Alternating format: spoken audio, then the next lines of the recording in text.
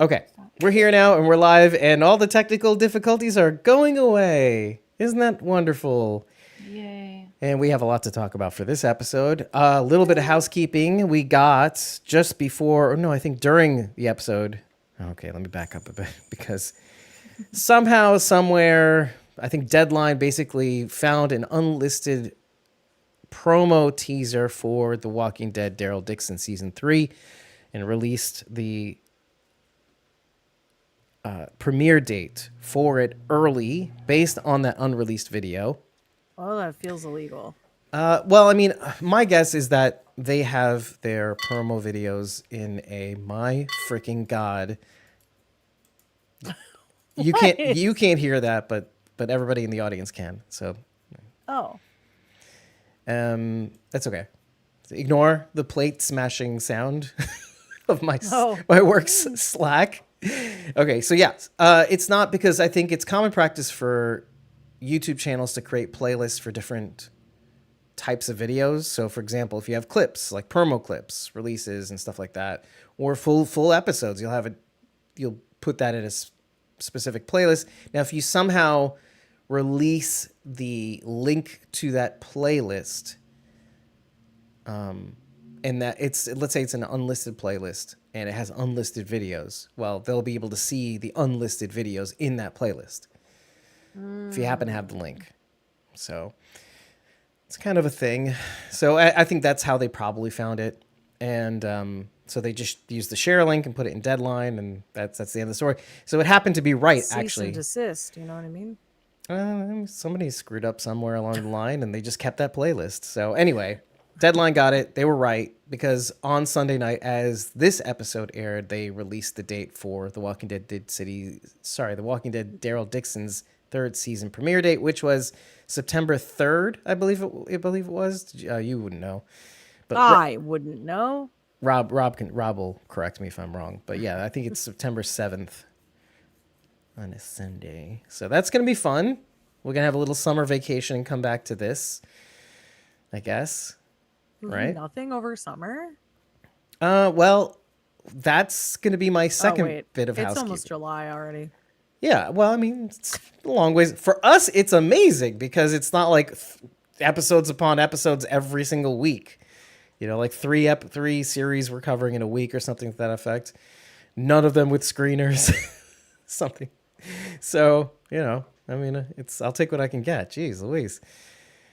Sharon D is in the audience as well because, well, frankly, we've just been having the worst string of luck. Every single episode we've recorded, even live, has resulted in power outages for her because of storms and such things like that. And that really sucks. So she's on her phone since our power's out again.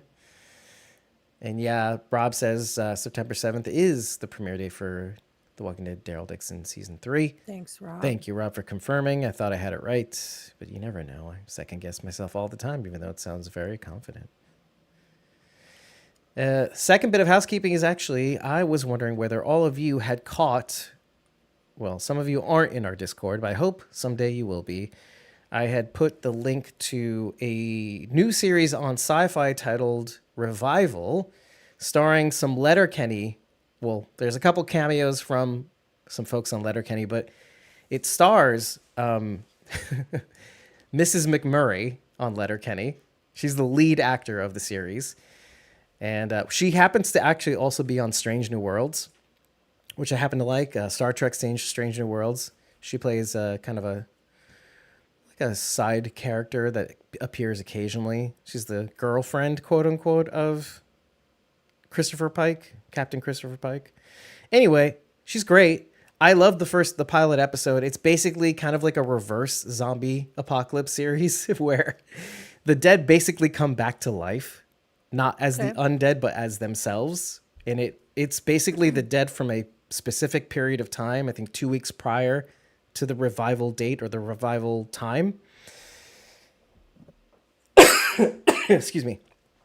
And there's like sort of a intertwined murder mystery genre blending thing to it, where we're trying to solve certain murders that happened in and around that time. There's a twist even at the end of the pilot. And I was actually wondering whether you guys have watched it, one. Two, if you are going to watch it, whether you would like us to cover the series. It's available for free to watch, at least in the US, as far as I know, on sci-fi.com, which is syfi.com. In full so far. I think the first 2 episodes are up on their website, and I meant to watch the second one, but of course we don't have time for that. Nobody has time for anything anymore. That's True. sad. So, but nobody had seen that. None of you guys have watched it at all, I have to imagine. I don't pay for sci-fi. You don't have to. It's free to watch on their website, On their website, syfi.com. okay. Yeah. Sorry, I was looking up. I was like, that sounds really familiar because there was a show that was very similar called Resurrection that was on ABC. And there was another back show. in 2014. There's also another series, an Australian series, and I forget what it was called There's again. one called The Returned. There's one called Glitch. Glitch, There's that's the called one. Leftovers. Right. It seems like this is Rachel, a you're on really mute. similar. There's like a lot of these. I just saw her going animated, like, yes, that's the one, Glitch. My AC kicked on, so I muted. But yeah, I did watch Glitch. Because we had talked Also- about it too. I think so. Yeah. Alexandra Breckenridge was on it. Oh, Was she? yeah. I'm pretty sure.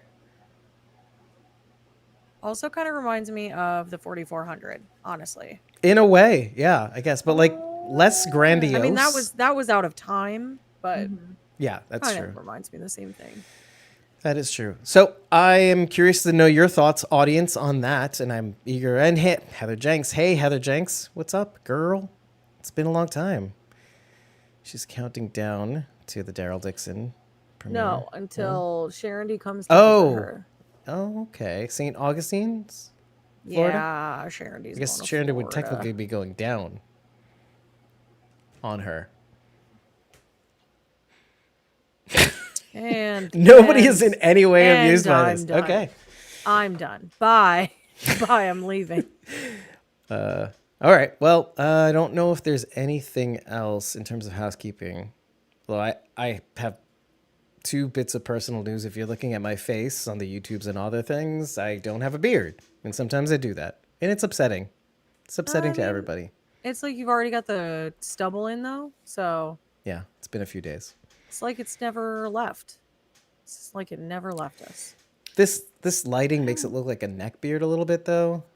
There's like white hairs here, so it looks like there's like, it's just, I don't like it. Anyway, the lighting is just not flattering. I'm wrong. She's not on that show. No, Sorry. yeah. I'm very slow. But She was on Virgin I was River. Did you watching watch it at on the same time? I think I was watching another show at the same time that she was on. Hallmark Channel? No. That's highly possible, though. Yeah, for I her. know. For me. Not for Rachel, but for Alexandra Breckenridge. Yes. Well, Rob okay. says that he's really excited for September to December because we get Daryl season 3 and we get Fallout season 2 At the So end it of that. sounds like Yeah. Fallout. we're going That's to become very exciting. busy. I think Fallout 2, doesn't Fallout season 2, I forget, does it start on Christmas Day? Or Christmas Eve? I don't know, but the problem is all the episodes come out at once. Yeah, that's true. It's like we get That's screeners, why it but makes it not. Yeah. Do you get screeners, but not at all? Not at all, right? Except everybody gets screeners, right? It's like, well, we have to democratize the screener, so everybody gets them all at once. Not ahead of time, but everybody gets them all at once. Screw you, Squawking Dead, basically. Oh my god. It's like, boom. Anyway, the last bit of personal housekeeping is that I've stopped vaping, Yeah. which I have to say, Yay. the first few days were the worst because I was swearing at everything and everybody. Sure. And I warned people in advance. Cravings are still there. But if I happen to swear on this podcast, I think I would like it for you guys to forgive me and give me a pass. And I would really, really appreciate it. I feel really bad already Maybe for doing it. Maybe we should just allow swearing for this one episode. How about we all are allowed to I don't swear? wanna do No, that, you guys but have to be on thanks. your best behavior. I don't want to do that, but thanks for the offer. I'm interested. It's Wait, interesting, it's but I'm not interesting, interested. but I'm not- why do I always get that wrong? I don't know. I don't know. I don't know. Because you didn't see the scene on Love on the Spectrum. Because it was It was so good. It was so good. It was sublime. It was Oh, perfection. is that good? Wow. Okay. It was, yeah. Well, here's the thing. I don't have Netflix, so I haven't watched Love on the Spectrum, but I watch all the clips on TikTok because I love it. Wow. I see. I love that we're quoting Milli Vanilli. Should I blame it on the vape? Blame Yeah. it on the vape. Well, then, was it Milli Vanilli though? If they were It wasn't. dubbing, It wasn't actually Milli Vanilli. right? I'm interested. It's interesting. Not as we saw them. No, I love their outfits. Also, they looked very hot, but also they didn't sing, apparently. So let's talk about this episode, and we will start with the title, which I prepped Rachel for, and just being honest, because it's a doozy. It's a doozy. Well, I don't know what that word means, and I didn't want to look it up. So. Oh, that's why that's the title? Yeah, if history were a conflagration, is the title of the episode. I thought you were just like throwing that question out. You're like, I'm going to start with this question and use a big giant word that nobody knows and that everyone in the world had to Google after hearing Mr. Pierce say it. Except David, because David knows everything. David actually takes notes on these episodes. But did you Google that word or did you know what it means? No, I know what it means. I know what it means. I'm David. I know Okay, Dave, we get it. You're smarter than so everybody smart. else. We get it. I said it very simply. I was like, yes, I do know what it means, but now I want to know what you think what that means. How does that relate to the episode? Smartass. I don't have enough context to know what it means, Dave. I can't use context clues to figure it All out. right, so I'll tell wanna hear you. The funniest thing you told me, and I forgot. First of all, okay, it's funnier because before she's like, "Oh, I bet you know the word. I bet you know what this means." So you told me earlier, Yeah, and yet I forgot what you just said. I forgot what To you me. said. Like So apparently, 30. That was you're not making the bar very high for me to like climb 45 over. minutes ago. It's like literally, not even 20. Nope. Try again. No, it was before like I got on. 45 minutes. I got on. Okay, let's just. Yep. Let me tell you what conflagration means. Let me give you the context of the whole line. The line is said by Benjamin Pierce on the rooftop with Pepe Elena. Oh, I remember. We'll talk about her. No, I remembered what it means. It came back to me. I figured I'd jog your memory. Now Bridget Go. needs to know. Can I go? Pepe Elena is a stunt actor, acro performer, etc. Incredible. She did walker work on the show, blah blah blah. And she later says because he's a big old effing pussy. He starts saying, "If history were a conflagration, these cannons would be the embers." And she stops him right there. She goes, "You're just here because you're a big coward," essentially. And so he's basically saying these cannons because the Barazzi, because the New Babylon Federation were coming to their shores initially, and Negan and everybody else, the Croats, shot them down. And that was these cannons were the start of the conflagration. The conflagration is a huge, devastating fire. And if history were a conflagration, these cannons would be the initial salvo that started the fire. And what is history if not... We didn't start the fire. I was gonna say it sounds like It was always Are we burning. talking about- Like an elaborate way of going to Billy Joel yeah. singing "We Didn't Start the Fire" of history, basically. So Benjamin Pierce is a big... Is it Billy Joel? Yeah, it's Billy Joel. I was gonna say It's Billy. Billy Joel. Yeah, I was gonna say Billy Idol. No, it's Billy Joel. No, Billy Idol. Billy was Diamond. never. Billy Diamond. No, it's not Billy Diamond. What is it? Diamond. Neil Trying to say Diamond. Neil Diamond. Thank you.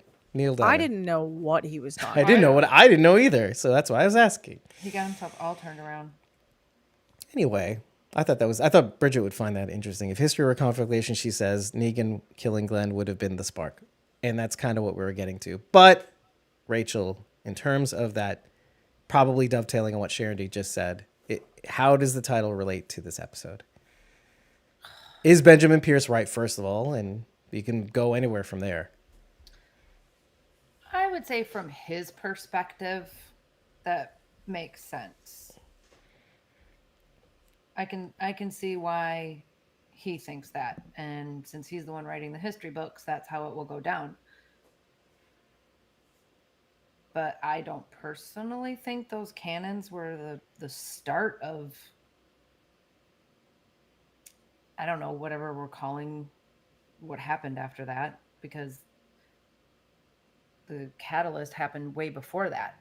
The whole reason they were coming to the island in the first place was for the methane. So to me, I feel like the creation of the methane is what got everything all started. And then who created the methane? Why? I mean, you could keep going back. Like that is a never ending trail of, well, if this didn't happen, then this wouldn't have happened. But then if this didn't happen, this never would have happened. And if no one was ever born, the riddle then yeah, we didn't start the fire. exactly. It was always burning since the world was turning. So it's just a matter of who puts it out. Doesn't matter who started it. It matters who puts it out. Yeah. Let's read some chats, Bridget, if you have that open. Yeah, I do. Not a lot has come through. That's why I'm surprised. But Oh, yeah, I missed some things in between. Oh, well, I'm not going to do that. Rob Lacasey says, imagine that episode ended with Billy Joel playing us out. And then nice. Rob switched over to his YouTube. Hi, Rob. Oh, yeah. Again. Well, there you go. That's great. Rob Stuff and Things on YouTube. And then Charity said, though truthfully, the attack on the substation would really be the embers. It goes even further back than that, though, because, like, yes, she's talking about the Savior satellite station. She's talking about the satellite station. Yeah, but it goes back even. They did that. Yes, there was, and it goes back even further than that because this roots to the Croat and Negan. Like the reason that Negan even ends up on that freaking island is because of the Croat, and the Croat is before our even like any of our context or time with Negan. So it goes back further than we even know or could like understand, because then we don't know what happened to the Croat before that, truthfully, 100%. And you know, did it start with his mom leaving him, or like, you know what I mean? It's like you could just go further and further back, but that's the whole point, is that that's how history always is. You can always root it back to something else to say that's the point of it, I would argue. Well, yeah, and you could even go, let's just even go with, well, then you could say it was the zombie apocalypse. But really, was it though? Negan cheating on Lucille with Janice beforehand, then forcing himself to take care of her before or sort of during the apocalypse, and then throughout as long as he could. There's that. And then that tragedy carries over into what he does in the apocalypse. But he's only one piece. But he's quite the piece, though. He's only one piece of this puzzle, though, because if you're talking about the Croat, we don't know his entire timeline. We also don't know the Dama's entire timeline. Like, there's too many people at play here. How did it all really start? Because the Dama and the Croat meet each other, and the Croat says, oh, I know this guy, and then it goes from there. But he knew the guy because he was with the guy, and how did he meet the guy, and why did he meet the guy, and why did he choose to stay with him? It's like it keeps going further and further and further back. And you can't pinpoint the start. That's the point. Yeah, and we're all responsible for now. Where, despite our histories, despite where things started or how things started. Yeah. We're responsible for our now. Well, yeah, because otherwise you could be like, well, I would never have murdered someone had I never been born. So really that's on my mom and dad. Like, that's stupid. Yeah. Stupid. You're eliminating responsibility for your own actions. You got to blame your grandparents for having your parents. Exactly. So now it's their fault. You just have to take responsibility for your actions. Yeah. Well, and then if history were a conflagration, because that statement in itself is actually kind of fun.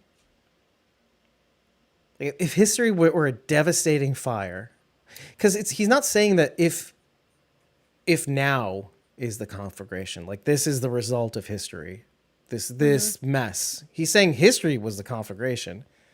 But everything that led to now was, and then we've gotten to this point and everything's cleared out to get us to where we are today.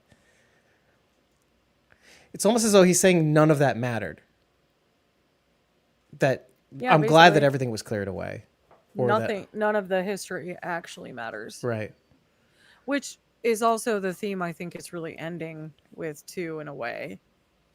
The end of history. Because the end of the episode, Dave. This little weird speech that we give. That's extremely disappointing. Bless you. Nice muting skills, Bridget. Thank you. I have to go take an allergy pill because my eye is itching like crazy and now I'm starting to sneeze. So I will be back in a moment. I don't know. My legs have also been itching all day. I have some sort of Oh my issue. God, I'm scratching my legs right now. Oh my God. They're so itchy. It's so Nobody horrible. can I'll be back. I'll be back. Continue. We will Discuss continue. amongst yourselves. Talk. Anyway, go. Talk. I don't know. I'm also mad about Bruegel. Screw this. I'm out of here. Bridget's leaving. Everybody, Bridget's leaving. Say goodbye to Bridget. Kidding. All right. I do have to say one thing, I think, about a small little cameo. I feel like Bridget should be here for it. But when Bruegel arrives to the church or St. Patrick's Cathedral and the organ player is playing the music as he's walking in, did you recognize the song at all? I mean, you only watched it once, right? But I did, yeah. nothing came to mind immediately. No. Okay. So it's like din, din, din, din. It sounds like Bon Jovi's Always. Okay. And I'll love that be song. there forever. I Anyway, do love that song. yeah. It sounds exactly like that. And like, what is that if not, I die, they'll be there for you always, even though it might hurt me or I might be injured and whatever.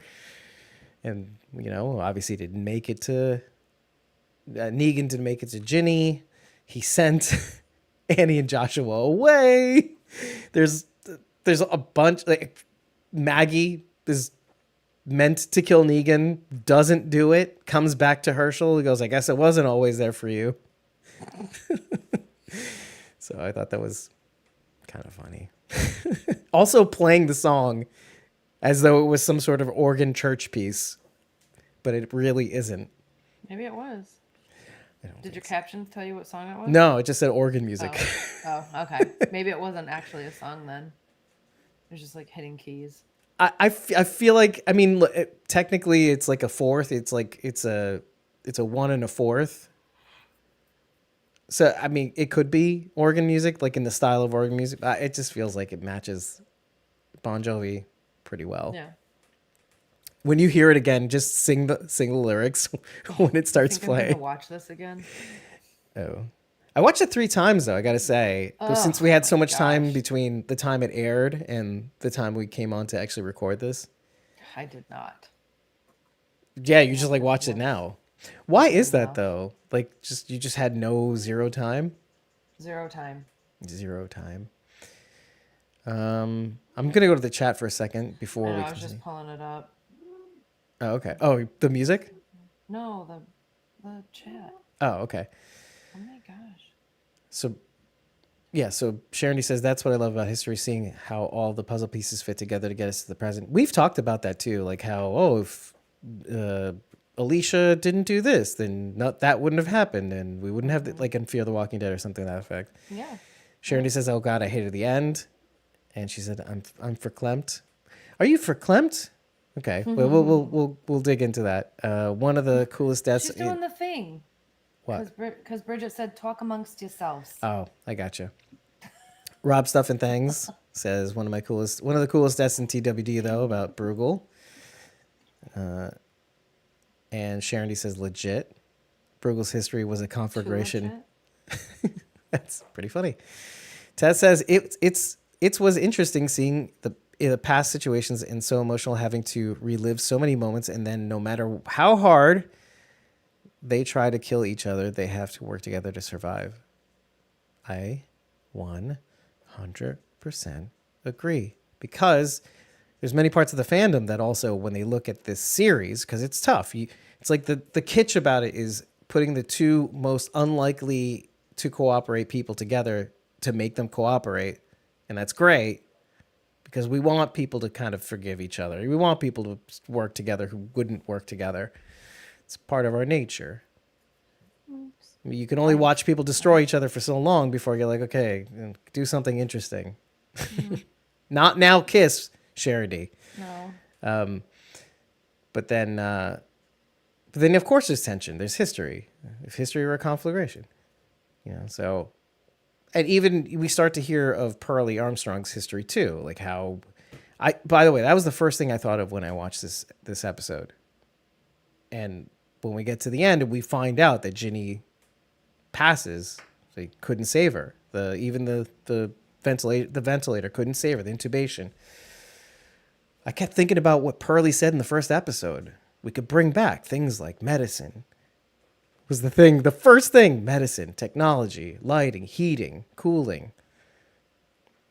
And that's all I could think of. And so when he was there, he was trying to protect her. When Bruegel came in, he's like, I didn't want this. I didn't want this to happen. Didn't want my cooperation with Bruegel to produce this. And Negan, for his first thought upon being stabbed, running to Ginny's cell. He stopped seeing red, ran to Ginny's cell. And Maggie, of course, is going after Negan, finishing him off. Is it worth having this happen? Because them screwing around, maybe they could have saved her, is my thought on that scene. Is like, I was so busy seeing red. I was so busy doing this. I was so busy getting the methane Pearlie. Maggie, I was so busy getting Negan that we were screwing around. We didn't check on Ginny. I think it was more a statement on, if you don't stop arguing, if you don't stop worrying about all of this stuff that doesn't actually matter and spend time with those you love, you're going to lose them in the meantime. And that's what happened with Ginny. It's also what's happening with Annie and Joshua. Is he's so worried about all this other stuff that he's telling them to go away, and he's losing that valuable time with them because they could be dead tomorrow because now you live in the apocalypse. So what Bruegel says is so accurate, is that we got so complacent, let's say in the past, that we said, hey, screw it, chaos. Well, let's bring the zombie apocalypse around. Let's bring the ultimate chaos into fruition, right? We got bored. So we wanted to cause hell. And here we got it. And Bruegel's happy as a pig in poop. But everybody else is kind of like a tragedy porn. I can't say it. I'm trying not to say it. But Doing good. Thank you. Appreciate it. Good job. No, but that attitude spills over to the other people. And maybe it's because of Bruegel. Maybe it's because of the Dama, who happens to literally be the same person as Bruegel. I don't think she gives a rat's ass about the future and building a new future. She doesn't believe in any of that. It's all ego. She's all ego. It's Cronus. It's the Titan Cronus eating Zeus. It's all ego. It's all about me. I don't care about She's okay with creating a future, but she wants it to be her legacy. Like, she was the one who put him, like Herschel, in place, and she's the one who will find him the protector, and she's the one who will be the patron, like a patron saint of like this whole new world, so that when they go to talk about it and tell the stories, like, her name is first. So I agree with you, it's ego, but I think it's a little bit different. Well, I only say that because of what she's like. Maggie's trying to cut herself loose, and she goes, stop it right now. Stop it. And she's like, no. And she's like, stop it or I'll get Herschel, in a sense. She's like, meh. And I'm thinking to myself, it's not about Herschel. And then the way she disappears and reappears from certain scenes, like when things get too hot. Isn't it all about her ego? Like, she'd be willing to sacrifice Herschel. She even says, I'm using Herschel. I don't need him. I'd like him. Well, she'll find somebody else to do the same thing.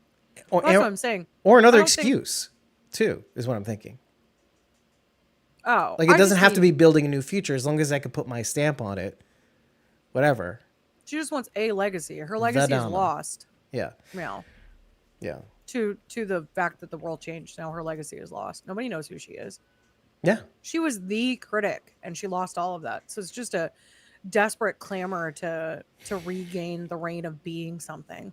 Oh my god! And I thought about this while I was writing notes. I was thinking to myself, just like Maggie lives in her regret, or I don't know, like this struggle, this loop that the Dama describes.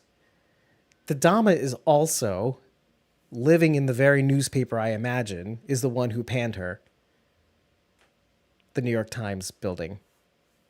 So and we're all living in our regret, essentially. I mean, Maggie is surrounded by Maggie. Sorry, Negan is surrounded by Maggie, or is rescued by the very person who he doesn't want to be reminded of anymore, too. And then gets stabbed by him, her eventually. How satisfying was that, Rachel? I don't know. Maybe it wasn't. Being stabbed by Negan. Satisfying? I don't know. Maybe. For some people. Sure, for some people. I don't know if that's the word I would use. I don't know. When she stabbed him, I was like, I don't think I like that. Mm-hmm. Like, I mean, I'm obviously not the biggest Negan fan. I love Jeffrey Dean Morgan, and I like seeing him on screen. So I would want the character to continue just for that reason, right? And I don't know. I wasn't really worried that he was going to die. Maybe like Some people were. Maybe like a split second, because I thought she had stabbed him in the front. I thought she stabbed him in the front, and then when I realized she got him in the back, I was like, Oh, I see what you mean, because of fine. the positioning of them. Yeah, after it looked like she came up behind him, and I thought she took the knife. I thought she brought the knife around and like stabbed him in the front, his front. Why is this so funny? Did I say something funny and I missed it? Because if you look at that scene, I feel like I have to rewind and wind that scene. It looks like there's like he's like a reach around. There's like a okay. And he goes, Yes. It does. Thank you. You're in my head now. Okay. We're just like, he's an effing toddler. Okay. He's an effing toddler. Anyway, once I realized she stabbed him in the back, I was like, oh, no, he's fine. I don't know what you want to call it. I got a little excited when they were finally standing at Ginny's cell, and Maggie pulled out that second knife and handed it to Negan. And I was like, oh, that's dumb. Because he's going to put Ginny down and then turn around and slice your throat. I would. I don't know. But then he didn't. Yeah, it just kind of made sense that he wouldn't. It was very disappointing. He should have killed Maggie. What reason would he have to? Just because she just tried to kill him. I think part of the reason why it makes sense that he wouldn't is that he basically says it in the last episode. You'd be, God, why do you give me all these second chances? Like, I'm not really worth it. He was just sad about the reason why he was so sad about Lucille was that he chose trying to save her, being the savior, instead of doing what she actually wanted, which is stick around and just for her final moments. It's what she actually wanted. And he couldn't do either. And that carried through. So it's like he's not really concerned about his own fate or his own ego or the fact, oh, you killed me, now I'm going to kill you. Especially not with Maggie. Yeah. He feels Jesse. Well, that's what I was hoping for. Oh, okay. Little projection. I see what you're saying. And then he didn't, and I was like, oh, okay. Now we're all friends again. Okay. Yeah. There's a little comforting pat at the end when he puts her down. I do like how the sound scene was sweet, but yeah, everything after that. Did you get Sophia vibes from that scene too? There was a little bit of that going on. No. Did you see that coming? Don't compare the two. No. Don't compare the two. Yeah. Why? Here's what I'll say about this, Dave. I did not see it coming, but they did not give me enough of that character for me to care at all. Agreed. Well, I mean, I felt the same about Sophia, though, too. Oh, see, Sophia I cared about because, like, it was a really long buildup. You were waiting. yeah. You thought they were looking for her. Daryl was having all this character development, deciding that he wanted to be part of the group and carry his weight. Carol's development too. There was all of this other stuff Yeah. going on that had the buy-in level really high for the viewer. Like you were like, they have to find this girl. If they don't find this girl, it's going to break everybody. I'm not saying it's the same. I just want to tell you, I'm not saying it's the same. I understand what you're saying when you say that it's not the same, but it's also the same. No. It's similar. I mean, if you're like, yeah, it's a girl and she also died, then yeah. No, she then was yes. carried throughout 2 seasons, and you had reasons to care about her. No, but I didn't though, Dave. Okay, Like, that's a whole other story. Yeah. I'm saying like the not, ingredients. No, it's not like no, please don't do that. It's not like I'm misinterpreting. No, way it I'm was not saying written. that. I'm not saying that. It's not like I want to break like- it down start to finish because first of all, okay, why didn't we is the question really. I'm with you. I'm actually with you. Yeah, the writing wasn't there for that. Like, I mean, one, she would show up and then disappear for long periods of time. She would maybe be in the background, but she had no dialogue in the first season. And they were threatening to not give her any dialogue in this season because that makes sense for her character. I get it, but Which is fine. But we've had other people who were like nonverbal and still meant more than this to us. And so, I mean, think of like Scott, like in Walking Dead, right? People were like looking for Scott constantly, who didn't even have lines. Scott was But also like a everyone was less is more character though. Everyone's like, hope Scott's okay. So like that's that it's like you could have done it depending on how it was written, but the way that she was written was to be this foil. It's like there wasn't enough development. Like that's always what it was, is that she was like Negan's soft spot and that's all she was. Well, no. Well, she was also Negan's, she had her own revenge story, which wasn't fleshed out as well. It should have been. No, it And we were wasn't. confused when she would get pissy with Maggie.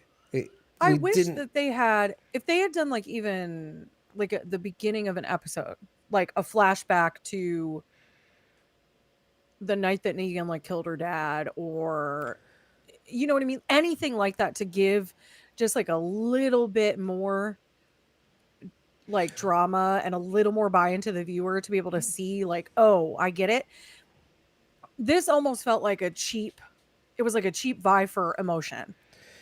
Well, yeah, but to even fix that up a little bit, you don't even have to use flashbacks. I know that they hate using flashbacks because it's like, unless you really, really have to do it, but you could even just, the thing about, I was going to say Mahina, but think about Ginny, not the actor, the character, is she didn't like anybody that we liked, hypothetically, because I know that you don't like Maggie, Rachel.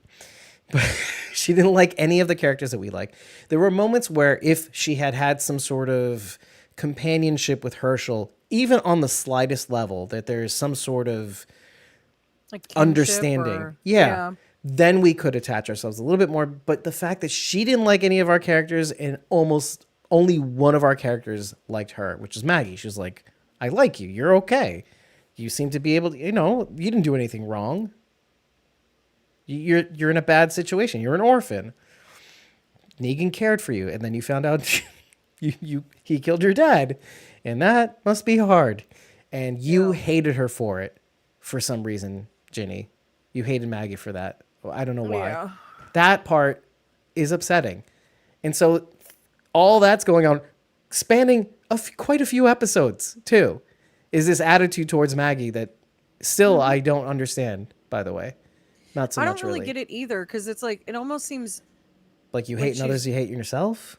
well, it's almost like, is she mad because you got Negan taken by the Croat, or are you mad because now you don't have the opportunity for revenge because he got taken? Yeah. Neither are super strong.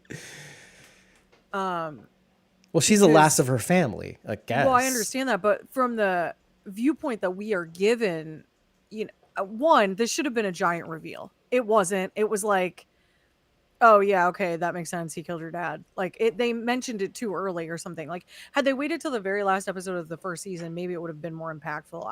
maybe they did. It still didn't hit then, but They did. Yeah, but there you go. didn't it? Well, It it was didn't hit. like they had just finished killing the Rat King and they went topside. I think this is how it went down.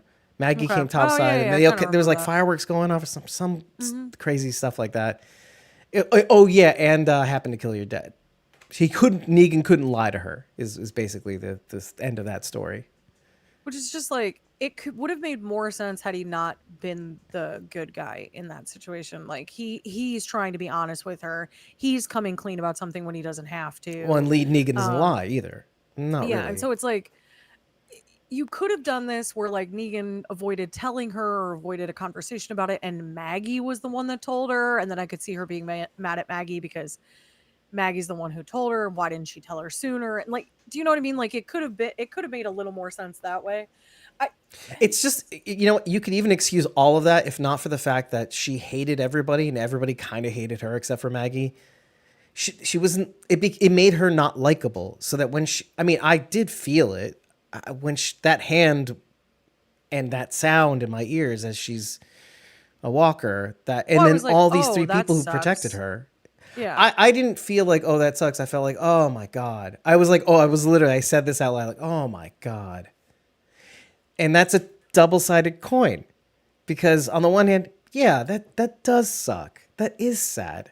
But on the other hand, I'm kind of like articulating what you said just earlier. Oh my God, why would you do this? Well, my other thought was you can have two thoughts.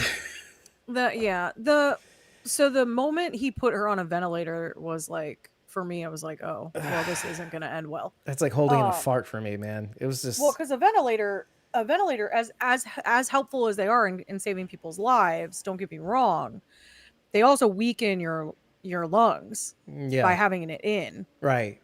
because your body isn't doing the labored breathing anymore, and so now it's being done for you by a machine, so your body isn't working, which theoretically gives it time to heal. But if you're not strong enough when they take it out, or you're not strong enough, period, it'll end up killing you. Right. And it should be a very last ditch effort And maybe that's how she thing, which died. was a last ditch effort thing. He couldn't find the medicine, and so this is what he gave her. Well, and that could be how she died, is what I'm saying. Is it because, like, what if she could start breathing again and they were too busy doing all the things? No, I don't think that's what happened. I think she just succumbed Just to saying. her illness. But Yeah. that being that she didn't bother to tell anyone that she'd been stabbed by a rusty nail, and then also didn't bother to clean it until it was also already severely infected. Yeah. Well, Which basic hygiene should really be super well taught in the apocalypse, because but again, right? otherwise you're going to die. And I'm surprised. I think when we've kind of touched on this here and there, like how we're surprised that this doesn't happen more often, and that's the thing that takes you out. And we've talked about this. Yeah, I mean, it would happen super frequently. I don't think as often as dead people eating you would, maybe, depending on how many dead people eating you there are around. But Well, you've even said something as simple as typhoid, and I think that was during Fallout, wasn't it? In the shelters, I think it was, or was it I brought Silo? it up a lot because Might have been Silo. you really shouldn't be around a bunch of dead bodies. He's It's right, really bad right. for you. And then again, I say this again, and it takes me back to what Pearlie said, which makes him right. Well, medicine, having the methane gives you the power so that you can manufacture medicine. And Sorry, Rachel. She only has a couple minutes left. I just okay. realized. Okay, we'll go to Rachel, and then we have to go back to the chat because there's a lot. What's the highlight of this episode for you? Highlight? Yeah, why not? Listen, we've been talking about the lowlights, and I don't like it.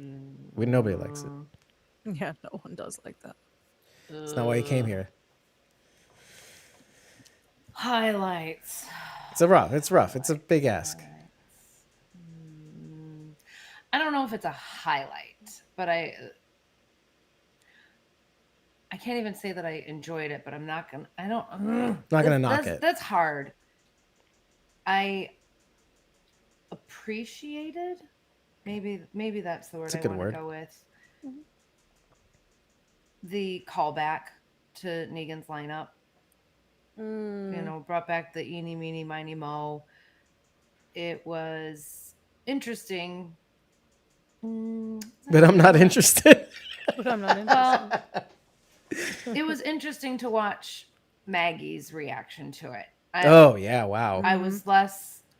I was having my own personal reaction. It was to some it. really great acting in that Yeah. moment. Yeah. Nonverbal acting too. It was, I kind of had the Yeah, same just facial ish expressions. reaction. Obviously not the same, but I kind of cringed too. I I imagine it was pretty difficult for Maggie to see and hear all of that going on, and I know that it was because it was hard for me to watch. I took me right back to a place that was not fun for me. Um, yeah, That's fascinating, and I'm sorry to hear that. I say fascinating because it's this little clue into why you hate Maggie so much. Because it's hard when emotions are close, when you feel a similar emotion to somebody else. Like, no, your pain isn't bigger than mine. I don't know, no, maybe. no, I don't think it has anything to do with that. Or like close to home too, like how somebody's reaction can make you feel like this is too much to handle. Like I'm watching me on the screen, and I hate it. Okay, Does that make sense? I get. Are you saying I like see myself in Maggie? No, no. Not exactly, but like you see a piece of yourself in someone else, and it hits too close to home, and you're like, I don't like this. I don't like watching this. I don't like watching a mirror of me. It's kind of like not liking hearing your own voice when you record, or when you hear. Maybe because I think most of what I don't like about Maggie is her general reaction to things. Too real or too frustrating. I mean, frustrating for me. I just don't like. I don't know. She's very angry. See, but that's not me. I think I'm a very rational person, and I think about things sometimes too hard before like acting or doing something, and she just like flies off the handle, and I don't know. I don't know. I don't know. You're asking me why I don't like her. I don't like her. I didn't I don't like her. necessarily ask why you didn't like her. Well, we somehow got on that topic. I don't like her. Not a Maggie not a Maggie fan. There are other characters that I like watching on screen, and Maggie's just not one of them. Lauren Cohen's fantastic. She plays the part well. I just don't like Maggie. That's it. That's all. Bridget, Yes. do you want to read the chat finally? Sure. I can do that. Oh, yikes. It went quite a while. I'm sorry. It's really far back. Okay. My goodness. Okay. One of the coolest deaths in TWD, though, said Rob, in I said regards that. to Bruegel. Bruegel. That was pretty cool. I said quite a few things I while did you were like gone. Oh, well, I you just- didn't tell me that, I just Dave. don't remember where we ended off. That's all right. I'll keep going. Bruegel's history was a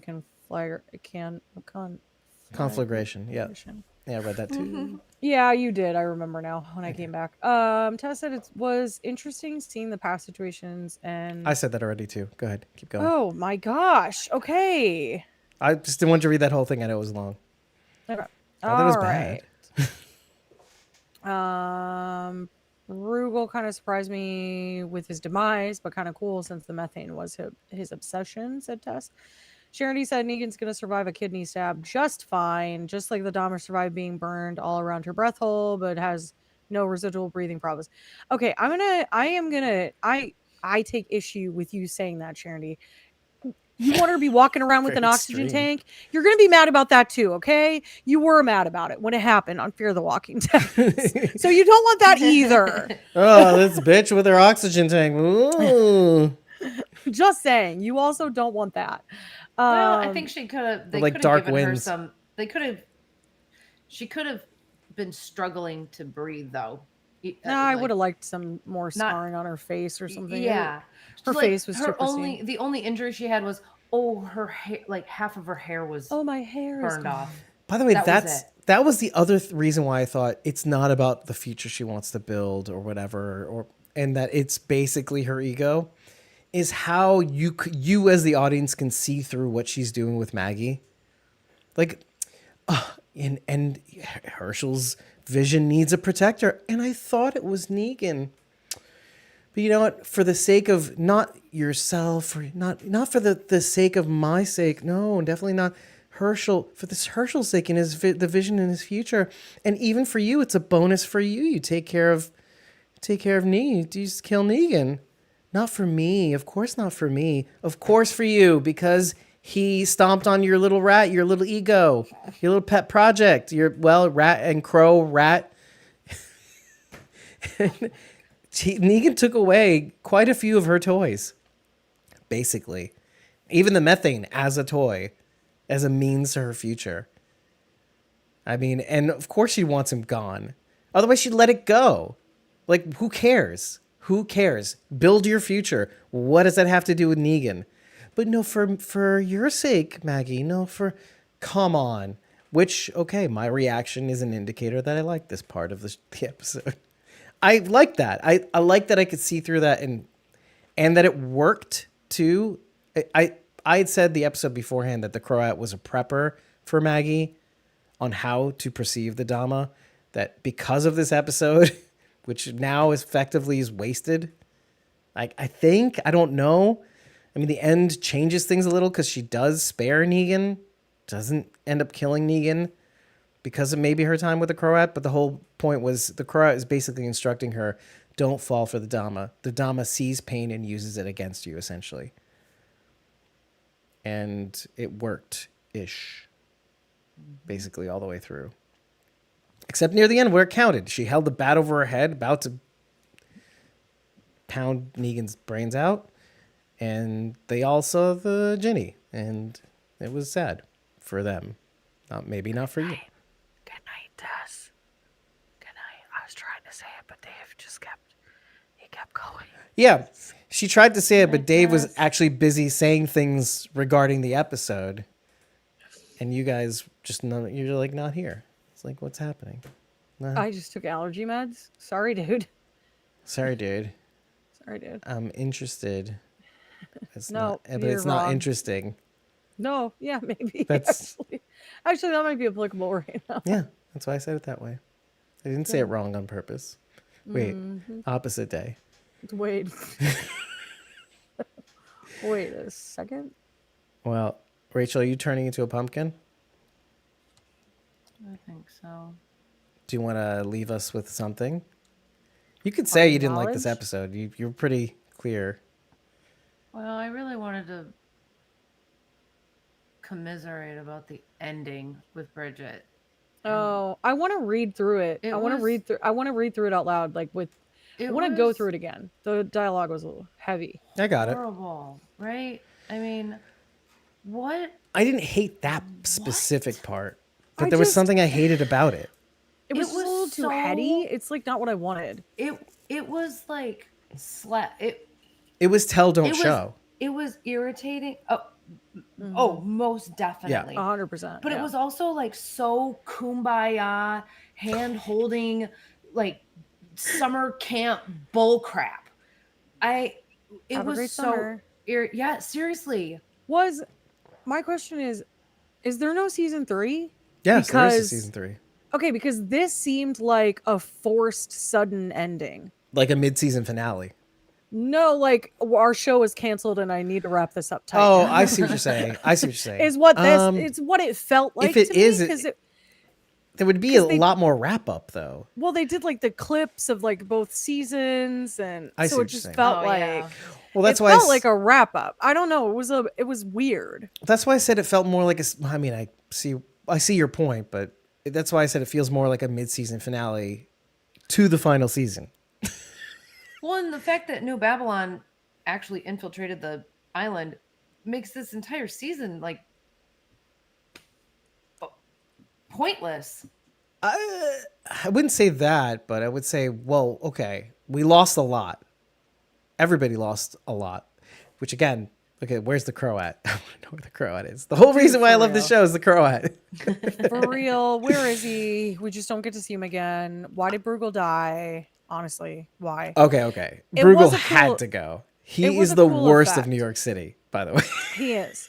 But the Dama's still alive. Yeah. So Well, they're the same character. I'd rather Bruegel than Dama, personally. Oh, yeah. Well, yeah, it's like the Negan effect. We love Negan, but we don't love Negan. We hate Negan, but we love that he's still there. Bruegel, essentially. Like, Yeah, Bruegel's basically. awful. Like, I It's wouldn't... like the campiness of it. I appreciate. Yeah, I liked. Well, and I even he's enjoyed the unearned character. clout, but, like, at least he's entertaining to watch, whereas the Dama... He was just walking around not just be. like Uncle Fester for some reason. Also, but she's way too serious, and that's not Yeah. fun. It's hard. You're asking people to sit through, and maybe that's fine for if you like villains being villains. I mean, I do But- a little, but I'm a bad guy now. But this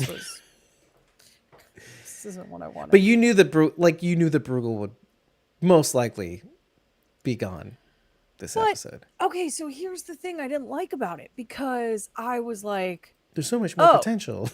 oh, no, because we have the scene where, like, excellent trickery on Negan's part. Loved that, honestly. If we're talking about a bright spot of the episode, the fact that there's the red herring with the food being poisoned because he's told that story this season. Yeah. So you're like, Second oh episode. yeah, it's totally poison.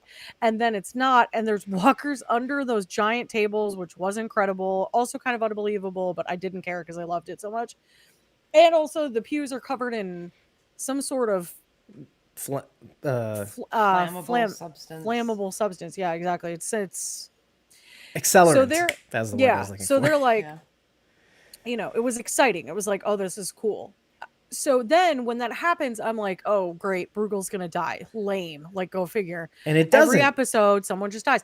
Then he doesn't. So I was like, yes, they're finally going with someone can be strong enough to last through a fight. Not And this then guy. they Fuck. immediately ruined it right after. And it's like, Mhm. well, you couldn't just that was so good. It would have been so much better for him to survive. And I don't care. Kill him off in the first episode of season 3. But let him live for a little bit. Otherwise it's like, oh, everyone that comes up against Negan is going to die. They'll never win. I guess I see what you're saying. not You know fun. what? Compared to all the other people that never win, oh, you need to go. Well, was that our conversation on the end? No. 'Cause- Yeah. No, I need to read it. I know. We jumped topics real quick there. Okay. You want me? I'm going to do it. I'm going to do I it. know. I mean, I Well, have it I'm in gonna front of talk me right about now. I the do too. ending. I do too, Dave. Okay. Okay. All right. So where do we go from here is what is stated. And then Pearlie he starts going into the riddle that was told to him by Roxana. Walking through the woods, a man comes to a fork in his path. To go left is to go home, his past. To go right is to go out into the unknown, his future. He knows his past. It's comforting. But will it be like he remembers? And his future is full of possibilities. But what if he gets lost? Which way does he go? He goes left, is what Pearlie says. Yeah. Back home to the way things were. But all that's waiting for him is an old story that hurts too much to remember. So he goes right, but there's nothing there for him either. Because what's the future without the past? What's an ending without that old story? That's Negan's part. And then Maggie cuts in with the Wait. truth is Let's stop here. Let's take a break. okay. Okay. So what do you think Okay. of that so far? That seems reasonable, right? There's the Okay, past. well there's the riddle, right? Where you're left wondering, do you go left or right. do Past you or go future. do you go back home, or do you look towards the future? Do you want more of the same, or do you want to blaze a new trail? Which is fine. When it was told originally, I was like, this is really cerebral for some reason, and like, why are we going here? Because this is like so much thought, but fine. Not this part. That's why I wanted to stop here. This part I'm totally comfortable with. That makes sense. Everything, you stay too long in the past, you never progress.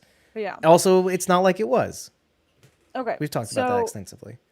Essentially, Pearlie's like, he goes left. He's like, I would go back to the norm. I think he's illustrating the paths. I don't think he's saying I would go left. I think he's saying, let's say you go left, and this is the result. say you go back right. home to the way things were. Right. And then Negan cuts in with, but all that's waiting for him is an old story that hurts too much to remember, which is clearly a reference to the fact that he's had a really, he's had a really brutal past. And then also it's to illustrate that Maggie has also had a really horrible past. Like her story really truly is too hard to remember. It like hurts too much All three to of think them. about it. He's Negan is literally bringing his past back. Like he like replicated the lineup with Bruegel and Pearlie. Yeah. Like he is bringing that back. It's the same old story. Literally the same old story. Well, season 1, Pearlie Armstrong goes back to the past as well, about his brother, and how That's the true. apocalypse literally erased it until he was confronted with it again on Dead City.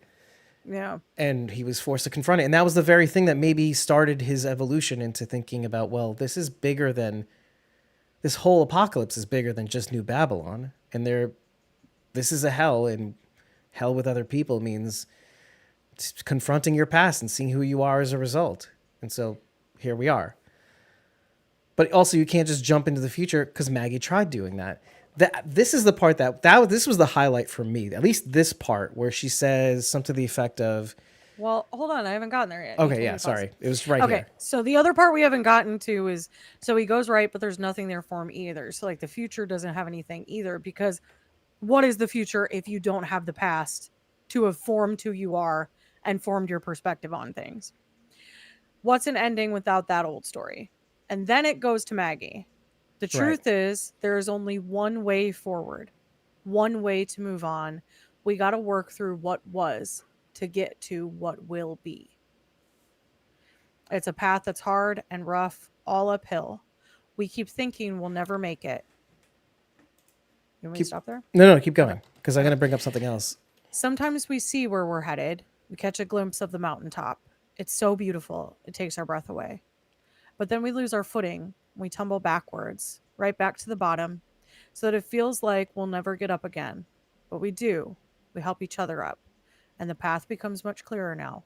We move on together, and we get there.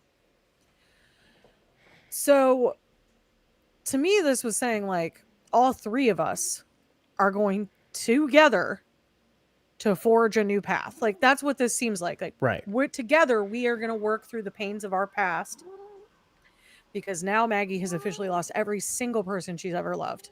Because we have the same story, basically. Yeah. Essentially. We all have the same story. We can Negan has only get lost through every single person he has loved also. Now, some of it is he forced it. Like, he made it happen. He made bad decisions. He made bad decisions, but also on top of that, he literally just sent his wife and son away. Because And he did it again. yeah. And then And Ginny.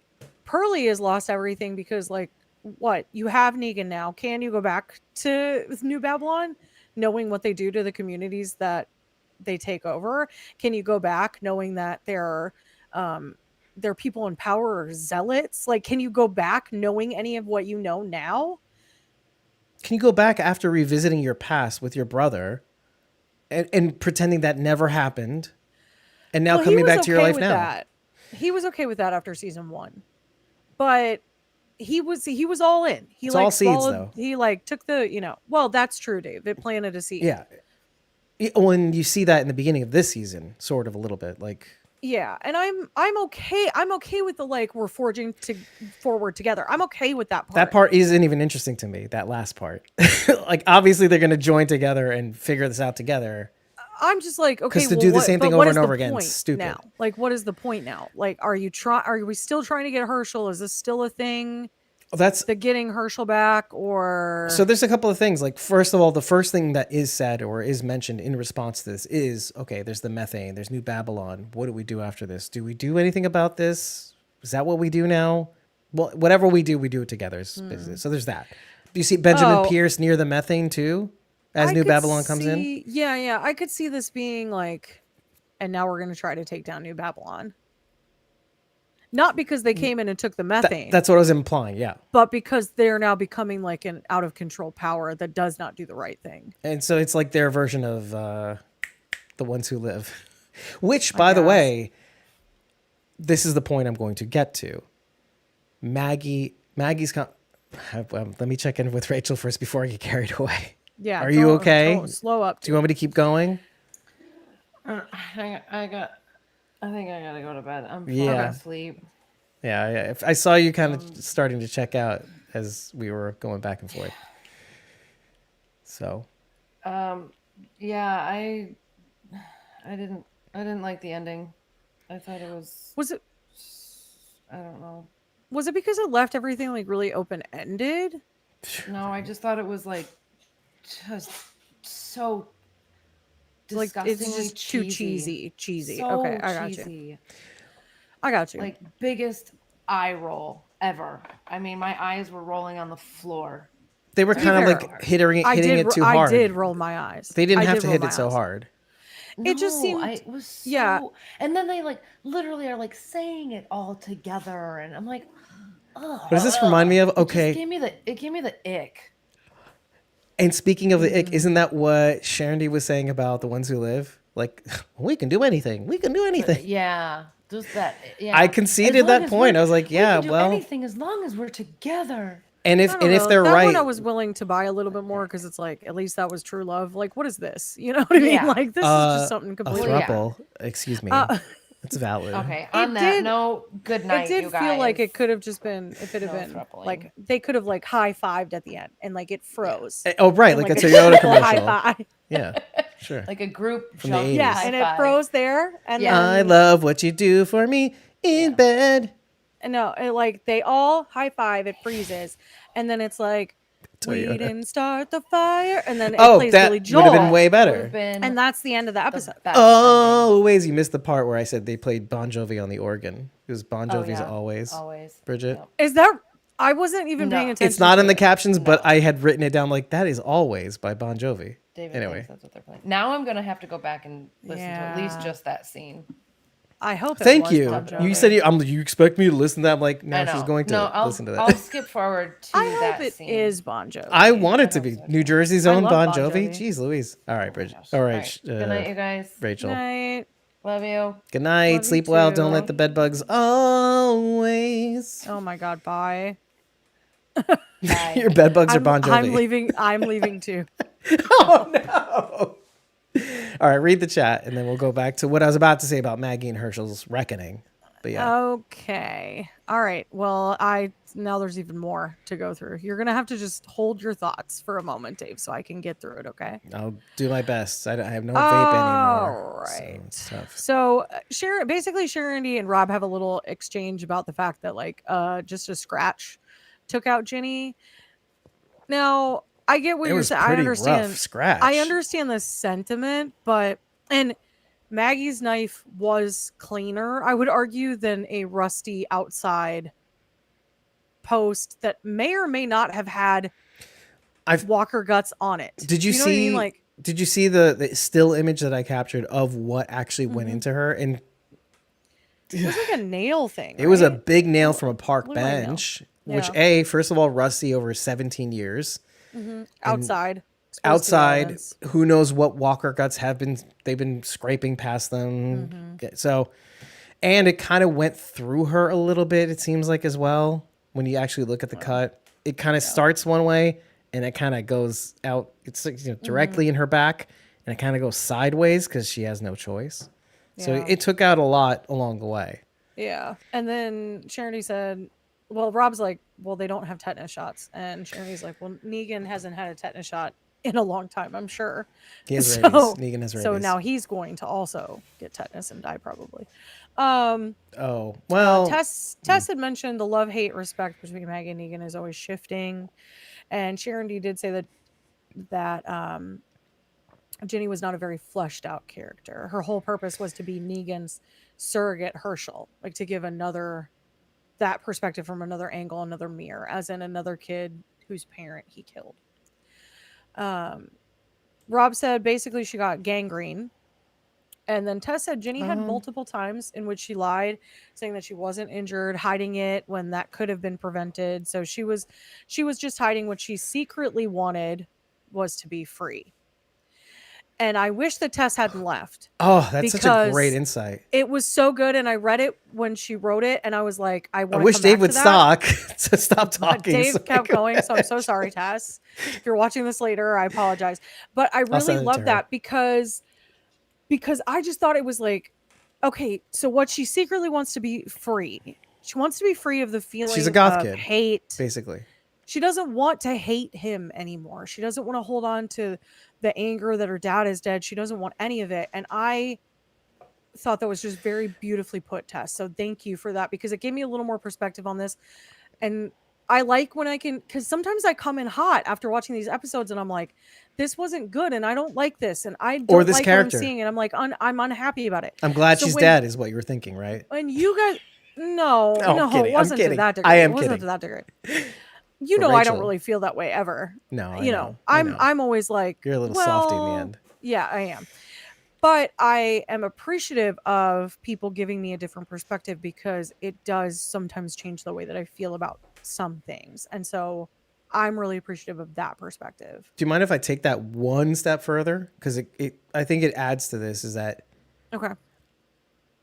it's kind of like I hate myself for ever loving this man who killed my father. Of course. And I yeah. want either the love that I had for him to stop, or him to stop, which is Yeah. basically the drama that gets repeated throughout everybody, mostly Maggie, right? It's like you said it kind of best. Well, Rob, in effect, said it best, which was, I forgave Negan, but I can't forgive myself for forgiving Negan because that makes me feel bad. Where does that leave my love for Glenn, or what I had with Glenn, essentially?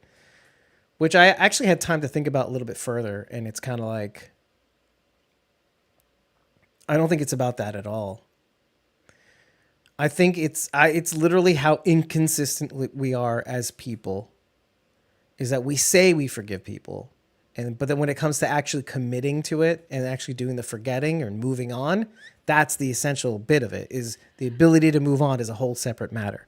That's the thing. Like so this is something I've been working on with the kids at school, because like we're really quick to model for children that like saying I forgive you is just like an immediate response to someone making you upset. Because that's what we do. We want to avoid conflict. So as people were just like, it's okay, I forgive you. If they could even come up to muster saying they were sorry in the first place to you, right? Right. So oftentimes we're like, yep, don't want to deal with the conflict. It's fine. I forgive you. But what I tell them is that if you are going to forgive someone, then you can't bring it up again. Because if you're really forgiving them, then you're letting it go and we're not talking about it anymore. I'm not saying you have to forget it, but because it can inform decisions you make in the future. You know, like if your friend is mean to you 100 times, then maybe don't play with them anymore. But yeah. But being able to truly forgive is like, it's not a skill that's like innate in us. We harbor resentment towards people. We hold grudges. We can't let things go. And so for them to learn, forgiving doesn't mean I said I forgive you, so it's over now, but I'm really going to harbor a bunch of resentment towards you this whole time. It's not forgiveness. True forgiveness means you're saying, I forgive you, and I'm going to not bring it up anymore, because otherwise, if I bring it up, I haven't actually forgiven you. And I don't know. Sometimes I'm like, are we even capable of true forgiveness as humans?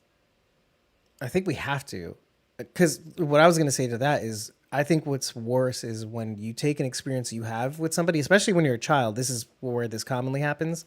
Mm-hmm. You take this experience you had with this one person, and you think, oh, everybody's like that. Sure. Yeah. You're modeling future relationships. Oh, and if you want to take it just a little older than a middle school child, you know, take it to high school, maybe even college. That experience that you had with that one girlfriend or person you dated is, you take that and model that in the next relationship, and they have to tell you, I'm not her, or he's not me, or I'm not him. And then you have to remind them, yeah, that's not. And then we do that, but then we do that on a micro level as well. We take the dealings we have with people actually that we cared about, and so you know, if it's somebody I care about and they're treating me this way, or we're treating each other this way, well, then by default, we're strangers. Of course, we're going to treat each other that way. Anyway, it's just something I thought of while you were saying all that. Which is then speaking on forgiveness, Dave. Okay. Speaking on forgiveness, Rob did mention something. He had a question for us. He said, "Do we think that Pearlie will ever truly trust Negan at this point? Because he did just try to kill him." So I don't know. I'm great question. unsure. What a It's a great really question. good question, Rob. It's a really good question. My initial instinct is to say no. yes, but Yeah, but then I remember the story about his brother, and like it took all that time to pass for him to kind of Have that learn to perspective. forgive. You know, it's that hindsight. If So he I ever- don't know. I think also the thing with his brother was that so much time has passed. I don't even remember what that was all about. I do, but like I never got a chance to go through those feelings with him. It's almost like he was it's almost as though he was cheated the satisfaction Correct. because the apocalypse happened. Maggie was cheated out of her revenge because Rick happened, and Michonne. and then cheated again due to her own conscience because of Ginny dying. And Ginny was cheated out of her revenge because she died before it could happen. Or like a resolution to all this. Yeah. All these feelings that she had, conflicts And that she had. essentially, Negan has cheated himself out of a worthy life. As he usually time does. again. Yeah. As at any and every opportunity. You are your worst enemy. I wonder if that's why I like him so much. Because like I know I'm supposed to hate him. And I do like him for like the campiness of it all, right? Like the cheesy one-liners and the smile and the fact that Jeffrey Dean Morgan is really charismatic. But I wonder if part of me feels like I want to like him because some aspects of that remind me of like my dad or like other like really flawed people that I've known in my life that like have a lot of regret. Like me? Maybe, Dave. Maybe. Daughter. No, I'm kidding. Yes. Short answer. But see, that's okay. I'm so glad you asked this question because this is what I was trying to get to a little bit with Rachel when I was asking her about Maggie. Is that sometimes when you see yourself, let's say, in others, and you see how they're acting to themselves and the things that they do or things that happen to them, you're like, ew, that reminds me too much of me. Don't like it. Hating others what I hate myself. But then you see Negan, and it's like, but he does it in style. There's something that's not pathetic about it. It makes me sad when people hate Maggie so much because we've talked about this before. I've talked about her like but you do feel a little bit of that though. Is the endless suffering. I get frustrated with how angry she gets so quickly. She just has so many knee-jerk reactions. But Dave, do you know why I hate that? Because you hate others. That is me. That's me. That's what I'm saying. Yeah. Like truly, that is me. I have a horrible temper. I often have a really knee-jerk reaction to things. And it's not small. It's always big and over the top when I have it. I mean, I'm talking like I'm punching walls and I'm throwing my phone. You know what I mean? Like I get like angry. I'm like flipping tables. Well, your moment was the whole thing with Glenn and the whole eggs on the hat and the things like that's how she's always been, Dave. That's how she's always been. She's been consistent. She's got this like stank on her. And anyway, my thing was okay, you take that seasons ahead in the future to season 9. And what is Maggie doing? And this is a bit of growth. She is breaking a wild horse. You know, you see that scene and it says a lot about her. It shows that she's grown a little bit. She can lead now. She has a temperament for leadership, but she's still like, hey, you know, Fungul on the F the saviors. Who cares about them?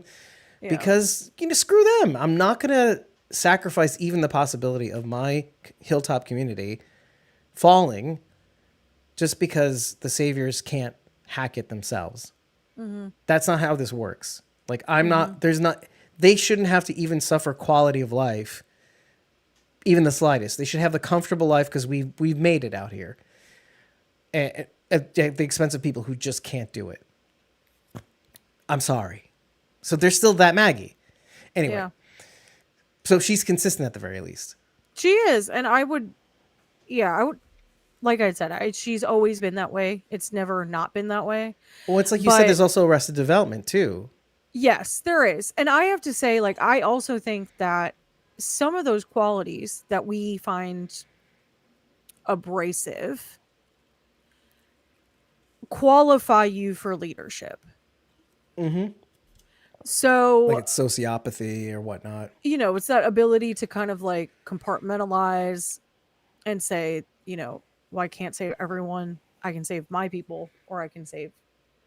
You know what I mean? Like, it's just the ability There's a to pragmatism to it. compartmentalize. Yeah. Yes, she's very pragmatic. And on top of that, it's like she is able to make hard choices because what hasn't been hard for her? Yeah. Yeah. For so many years.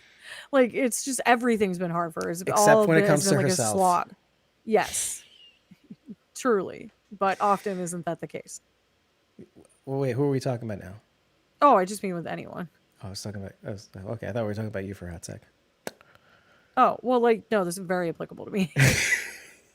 But, like, this isn't the Bridget show, so it's okay. Well, keep going with the chat, and then we'll go back to the thing I meant to say. But yeah. Yes. I knew there was a rolling chat. But yeah, yes. So, Tess said goodnight.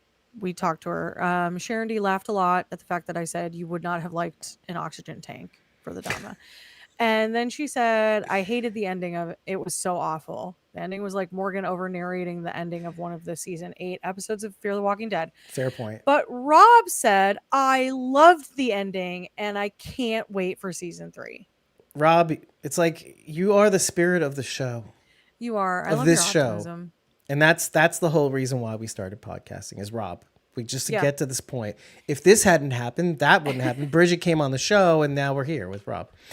So if history were a conflagration, it would be me.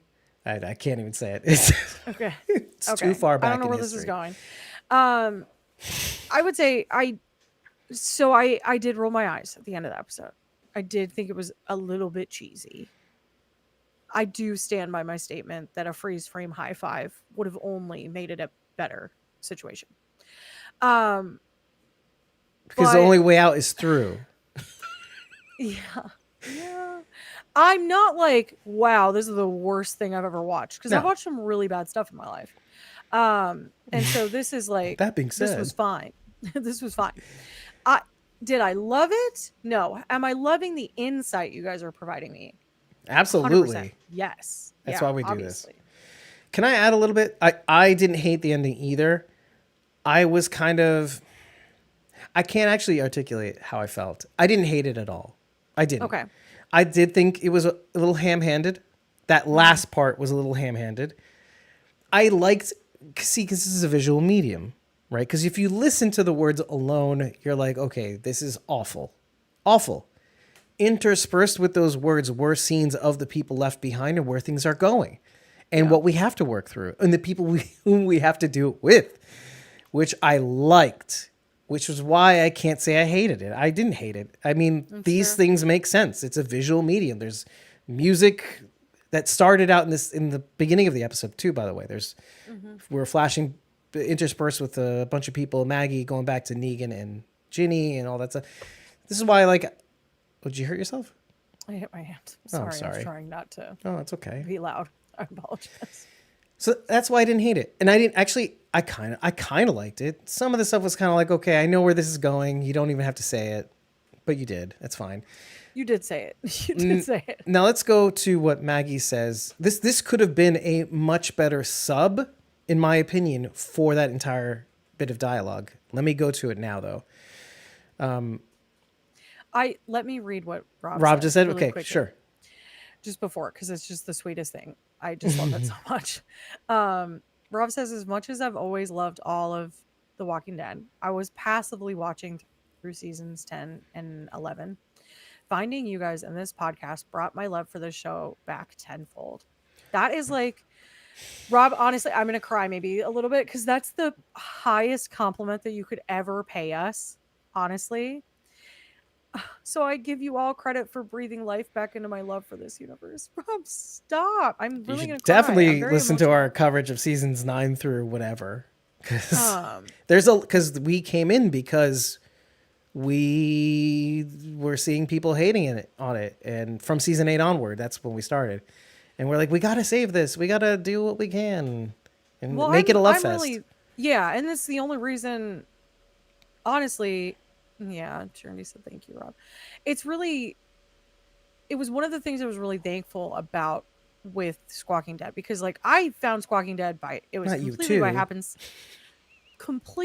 happenstance. Oh, Heather said she's gonna cry. It was completely by happenstance. I am so thankful that they weren't so negative, that like when I listened to an episode, it wasn't all misery. Because I was listening to other Walking Dead podcasts, and you know the ones. I'm not going to name names, but you know who they are. You know who they are. And all they've done is just lay into later seasons and laid into Fear the And Walking there's Dead. no reprieve too. I just listened to one recently. It was I'm gonna say it because nobody cares, but Go it ahead. was John. You know how Johnny Odell had that Talk Dead to Me podcast, and Yeah. I think its last episode was the season finale or series finale of The Walking Dead, and it was split into 2 parts. And I think they did a great job, and I highly recommend you listen to it. And they had Alexis Scambati, who played Luke's girlfriend, who was something. I can't remember who it was. That's fine. But, you know, Luke Abrams, who died also. And Yes. so interspersed with that interview, and they did a great job. In fact, like if they had done coverage like that throughout their entire podcast, I would have been like, yeah, this is great. This is kind of the level of like, yeah, I'm going to miss the show, and maybe we'll say good things about it. Like they started off like saying bad things, and like I think as they went, they were like, "Oh, Wait give a us second. give us a We highlight missed of your career, Johnny." And like, yeah. Which is to say, isn't that what we all want when we're nearing the end? Don't we want to say all the things that we appreciate about a thing? Which is kind of like why I started this thing. Which is kind of like, I actually love this thing, and let me tell you how much I love this thing. Mm-hmm. Let's go to show and tell, baby. Charity said it was Jules, and she's right. Jules, It that's is right. Jules. That's right, It is Jules. Jules. She had a last name too, and I don't remember it off the top of my head. I'm appreciative that, and I sometimes I can get bogged down by how frustrated I get, and Charity brings it to a point by saying, I like this show, I just know that it could do better, and it's frustrating. It's the same reason that I was upset by season 8 of Fear the Walking Dead. It's not because I didn't like it. It's not because I didn't want to cover it. It's not because I didn't enjoy the characters. It's because I felt like Walking Dead universe has a very smart audience,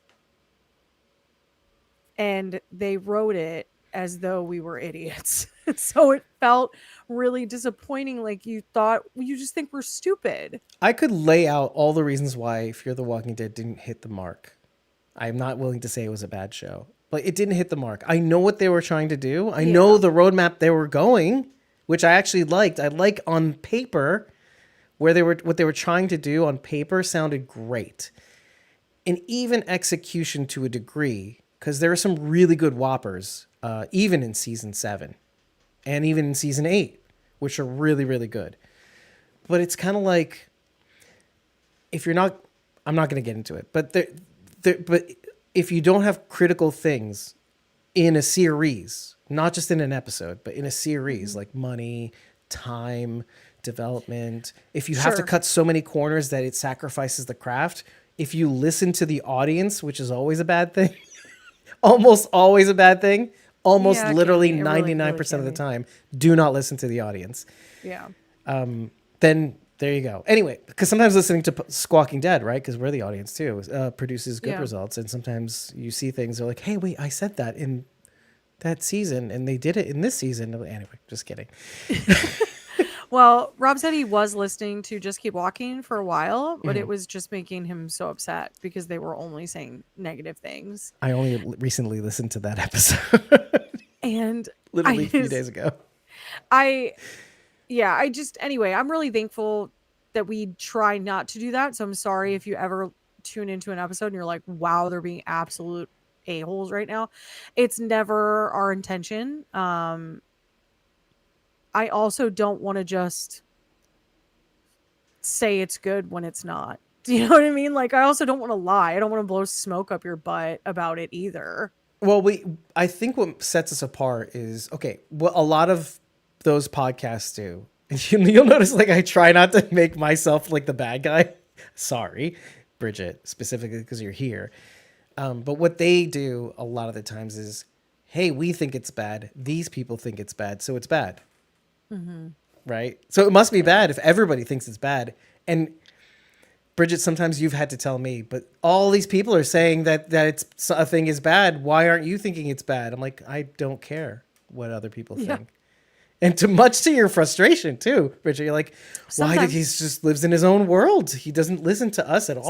Well, because sometimes I'm like trying to lay out like critically why something didn't work. I don't say you're wrong either, though. I just say I see what you're saying. I just don't feel that way. Sometimes I get frustrated because I'm like, just be in my party, be in my train. I'm right. I'm being a passenger in my vehicle. Charity said you can point out problems without hating the show. If I didn't love it, I wouldn't be so mad that it isn't as good as I think it should be, which is fair. Now, again, yeah, I'm gonna err on the side of I did not hate this episode. That's really where this came from. I'm gonna err on I didn't hate it. Yeah. I didn't love it. I'm okay with it. I liked it. Okay. I wouldn't even go as far as that. I'm like fine. A step below like. That's fine. Now there were really cool moments. Don't get me wrong. There are things that upset me. I'll even go that far. But it doesn't change how much I liked it. Yeah. Like the Bruegel death I thought was beautifully done. I thought that was really cool. I mean, I was sad it happened, but I really enjoyed the scene. Yeah, that's a good way of putting it. Yeah, I hated that it happened. Good way of putting it. Yeah. Because even I felt it too, by the way, Bridget. I'm just gonna say that out loud. I'm sorry, but I can feel two things at once. I can be like, I'm so glad he's gone, but I'm like, no. One thing I do kind of like, Charity, I'm with you. I did not like that Maggie stabbed Negan. I don't know why that bothered me so much. It really bothered me. I loved it. And I'll explain why later. And then I really liked the setup for this next season. I know we know absolutely nothing that's going to happen. Here's the one thing I do know. Benjamin Pierce is going to be a part of it. Keir Gilchrist? Absolutely. He has to be. If he's not, I don't know. You say that. I don't know what I'll do. And I'm like, I don't know what I'll do. You know what? What is it in poker terms? I call your Keir Gilchrist and raise you a Željko Ivanek. Oh yeah, he better be back. He better be back. I just can't. I can't. Hi, Kim Rowley. Kim is here. Kim said the ending was the worst and left me scratching my head. There why? You go. Oh, why? There you go. We just went through so much of that twice over, by the way. I'll add whispers to your member, Kim Rowley. Rob said it was, that's why I love your show. You give constructive criticism with genuine love for the material. Yeah. And Rob, you were so sweet. Thanks, Rob. I'm overwhelmed by your kindness, honestly. And I love, I think more than the kindness, it's like, what we're trying to say. Sometimes if we can't even say it. Even if I can't. Charity said it was so weak. She's like this ferocious fighter and knife ninja, but she stabbed him like it was a rubber chicken in her hand. Like I feel like I'm gonna disagree with you here, but I'll explain why, Charity. Let me go to my thing and it'll lead to this thing. Okay. My thing was my highlight was the conversation that she has with Herschel after she does the stabbing, but we'll go back to the stabbing. Okay. She says we're wrong. It's not how we said. Killing Negan would have only made it worse. Will only make it worse. And that's not how we're gonna. And then he goes, don't. And a lot of people liked that Logan Kim brought the fire with Maggie. He goes, whatever, it doesn't matter. She and I will get there together. And she goes, I know what you're. This is the part I said you could have used instead of that whole last bit about with the mountaintop and we go through it, whatever, all that stuff. I know what you're going through. You think that you want to run off and be somebody different. And in my brackets, I write, this is it. This is the answer that we've been waiting for all this time. She says it out loud. And sometimes you need to do a tell, don't show. And it is Sometimes, yeah. like Maggie did when she left the group. That's why she left the group. She wanted to become someone else, not the widow. You want to hurt me back? Fair. You want to hurt me? You want to hurt me back? And she's saying this to the audience too. Mm-hmm. You want to hurt me back, don't you? For leaving the show. Huh? Yeah? I get that. I get that from both sides of the aisle. I get the feeling of wanting to, but I also get the feeling of making Maggie / Lauren Cohan pay for that. I get that too. How can you not? She's trying her best and she's killing it. And he goes, right, because you got it all figured out. I have to say it without the swear word, but I'm into it. Because you did so effing perfectly shocked. Yourself. I was shocked by it, actually. Yeah, see, they're the audience. He's like, the whoa. audience. He's the audience. Yeah. But then she says something spectacular. And again, this is a reminder. This is after she stabs Negan. She goes, I got to do something. After they bring her to the studio apartment, whatever. She goes, just know I'll always be there for you. I won't leave the city. And this is something I knew. I felt like she was going to say.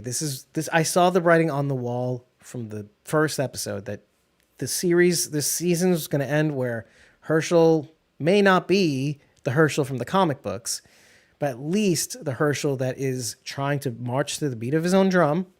Mm-hmm. And his mom is going to finally be actually an accompanying drummer. I'm supporting you now. Let's see. I held you back. I was helicopter mom. I protected you. That's fair. You acknowledge that. Well, you did your best, but you held me back, Mom. Now I'm here to support you. I'll be here supporting you every step of the way. I can take care of myself. You take care of yourself. You know how to do it. But I'll be watching you. I'm not going away. I'll be watching you. I knew that was going to happen. That could have been a much better replacement for the dialogue at the end. I know that they have to do it. It's very cinematic. They flip back and forth between these characters that we love, except for the Croat. I don't like that, but maybe they were doing that so we'd forget. Fine. Or maybe he will never come back, which is totally fine. That would be really sad, but sure. He's in no episode or insider at all ever. So. Okay. So Rob said what I was going to say, which is she was willing to kill Negan for Herschel, but her heart wasn't truly in it, so she held back on using her full force with the stab. You can see it in her facial acting. There's like a look of reluctance as she goes to do it, and that's... The stabbing part? Yeah. I disagree, actually. Let's go back to that. Okay. Let's go back to that. I think after witnessing the lineup yet again... Well, that brought up some stuff for sure. I think that's the only reason she was able to carry through with this harebrained scheme in the first place. Had he not been there doing the eeny, meeny, miny, mo, I don't think she would have gone through with it. There's a mirroring too. There's some mirroring because why is Negan so into it? Why does he not stop when Pearlie says, I was there to stop Bruegel from hurting Ginny. Mm-hmm. Little did I know. I was there. He's like, maybe, but I'm so sick and tired of maybes. He was seeing, dun, dun, dun, dun, dun, dun. The fans will know this. He was seeing red. That's why he did what he did. He's like, I am so sick. I'm going to kill all of them. I'm going to take them all out and I'm going to leave no one left. And I have to, because I have to protect my people. Ginny, I have to protect my people. She saw red. She's recreating the scenes of the past, like Lucille. Yeah. He said that on The Walking Dead, he's reiterated, and on this show, like Walking Dead proper and this show, he's reiterated. Given the opportunity to go back in time, I would kill every single one of you. And so he's never going to make that mistake again. And by the way, I should remind the audience, he sort of did that in season 8 of The Walking Dead, dipping the weapons in the guts. He's like, and then he stomps on the walkie-talkie at the end of the episode prior, after he talks to Rick about Carl's death. And he says, I'm going to kill all of them, essentially. And I think he does this in the comic books, too, if I remember when we were covering it as well. He eventually resorts to that level. He does say, I'll kill. It's like, because it's very similar. F-bombs galore. Right. But let me go back to the actual stabbing part. He's seeing red. He can't stop until what? until Maggie stops him. But now Maggie's seeing red. She picks up the bat. She's stalking Negan. Negan's already broken out of it. Thank you, Maggie, for breaking me out of seeing red. That's why he doesn't think about killing her for stabbing him. He's like, oh, I was seeing red yet again. And I sent my family all he away cares about yet in that again. moment is making it back to Yeah, Jimmy. immediate. I love that part too. It was like, yes, that makes sense. The very thing I was doing everything for. Is she okay? Oh my God, I totally forgot about her. Cool. Yeah. Maggie's seeing red now because of everything she's witnessed. She saw him do the thing. She was willing to kill Pearlie. Well, you guys kind of got along. Why are you trying to kill Pearlie? Is it because he was part of that plan? He's just lumped himself in there. Okay, let me put a stop to that. Okay, let me put a stop to Negan now because now the Dom is in her head. Now she's seeing red. Why not? Why can't she see red? Why can't she see red? Maggie's also has a temper. And maybe that's why she hates him so much too. Like, just like we were saying all along. Oh, And I never really There thought about probably this. is some element of, oh, this guy is like, if I weren't as good, if I hadn't been raised by Herschel Senior, Well, and he had a this is temper too. maybe how I would have been. He did, but he was good. Do you know what I mean? Like, Eventually, yeah. I was thinking. well, yeah, he was bad for a time, but he was good. He raised her in church. Like, he tried to instill these like deep morals in her. And I think for the most part that worked for his family. But he was actively trying to repair damage that had already been done. He did the work. Well, and he did stop drinking the day she was born. Right. So she okay. did never have to see that version of him. Right, right. Well, and I was thinking though, even having Glenn as a husband be that Herschel without any of that prior history baggage, and then growing together as a result too. Yeah. But having that person take away means she goes back to being spicy Maggie, for better or for worse, spicy Maggie. Well, Rob said that he thinks that Lauren has paid for it with Whiskey Cavalier. Yeah, but the audience is cruel. More like Whiskey Tango Foxtrot. Am I right? I've been waiting to say that. It's such a bad joke. So bad. I do too. Let's wrap this up. Okay. Well, I did. Okay. So going back to the thing, I think there are, man, you know what? Let me just say even this, and I'm going to try it on, see if what you think works, because they take Negan back. Negan says a thing. Let me just say this. I was so busy looking out for her. And then he backtracks and goes, I was so busy thinking I was looking out for her. Mm-hmm. I just missed it. And now, just like Lucille, she died alone yet again. Yep. Let me say, okay, I love it. That was great. He's owning up to it. That's growth. 100%. Even after going and reliving this past that isn't really the past, in it not working out, well, working out in the interim, but not working out for him in the long term. He admits it. That's cool. Maggie going back to the Dama / Herschel, having that conversation. That was great. I think they could have gone back to the studio apartment next to the water, obviously, maybe. I don't know where that was. It's definitely Boston, by the way. I looked it up. It made me so mad because it looks like Brooklyn Bridge Park, which that would have been a great place if they went across the water and went back to Brooklyn, that side of Brooklyn. Expensive, Dave. You're too expensive. It's not. Anyway, so mad. It is. Okay. If they would have gone back and they would have had a simple back and forth and not be this over the top thing, they could have had a conversation. And the episode could have been longer. It was only 48 minutes, by the way. I was shocked by how short it was. So forget this montage scene. They could have actually looked in each other's faces and said something to this effect that was a little bit more elaborate, a little bit more authentic, a little bit more real. And you don't have to do cut scenes to other people. It wouldn't have been so cheesy, so then I think maybe it would have sat better. Exactly. Anyways, and they could have stopped it there. And it could have been short or whatever, long. I don't know. They would have replaced these scenes with that kind of dialogue. Like, where did we go wrong? I was so busy doing this that this happened. I can't let this happen again. And Negan would be like, I won't let you let that happen again. If you'll let me let you. You know, like that could have been a good, like, we just can't keep doing this. Yeah. We obviously have pieces of one another embedded in one another. We have the same story repeating. It's interesting that now Pearly is also in this. He's kind of like the mid. He is a cautionary. No, not a cautionary. They are his cautionary tale, I could say. I like that. There's I like pieces of their story in him already, that. but Yeah. if And also thinking you're fighting for the right side and it not always being the right side. Yeah, I really like that, Dave. That's good. exactly, Negan thought he was the good guy until he was the one to be feared, and we saw Pearly. Didn't he dispatch his partner, who was very annoying, in the first season, in the laundromat? Right, he was very dispassionate about it. Yes. Oh well, excuse me, sir. That guy sucked anyway. He did, but he wasn't that bad. I remember he wasn't that bad. He was just a little tiny bit It's annoying. just kind of like annoying. But like not, he was like annoying in the way that like, don't you know this is The Walking Dead and you're There's, acting like always weird? annoying people. It's fine. Yeah. Anyway, don't you get it? Do you get it? Is it the dead are walking? it? Do you get it? Get it? Anyway, yeah, that's what I would have gone with. I think there are a couple of things I wanted to bring up rapid fire before we go. Ginny dies because Negan couldn't let it go. Pearly Armstrong long enough to just take care of her. Okay, this is what I was getting to. Maggie sort of gives. This is okay. Herschel visits Maggie. Herschel apologizes for the Dama's initial rough treatment. Again, what is Herschel doing? Herschel is doing the same thing the Dama did to him.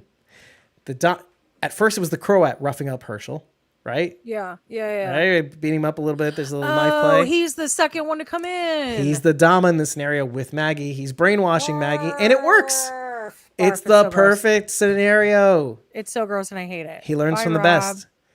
Good night, Rob. Thank you.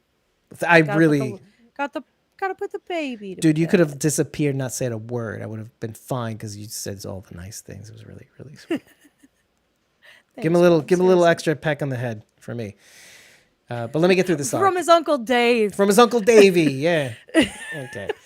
All right. So, yeah. So Maggie gives her own version of Rick's monologue. I had mentioned this briefly, how Rick goes. Did I mention it at all? Rick has that monologue at the end of The Walking Dead. I think of the dead all the time, and about the living who I lost. I think about them every day. And then at the end is we're the ones who live. I'm familiar. Okay.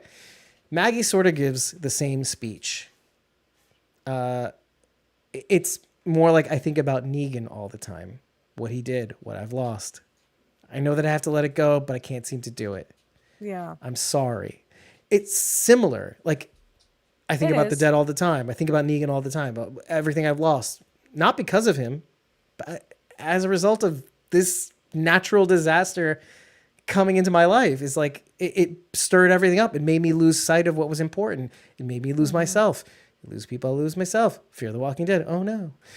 So there's similar. He says that first in The Walking Dead, Dave, so it's fine. So here, yes, that's true. And also, you know what it is. You know what it is, clear. Yeah, exactly. So I love that there's a little bit of symmetry here, which leads me to a bigger story, and where I hope this universe goes in the end, in some form or fashion. I wrote at the end of my notes, who is in the wind? Benjamin Pierce, sort of. This is why I start slowly. He's leading NBF to the methane. Fine. The Croat in exclamation points, because he leaves in the episode prior to, or two episodes ago. Whatever. The remaining tribes of New York City, because there's still some tribes. That lady who yelled at Negan, you did, like, I forget it was a swear word or something.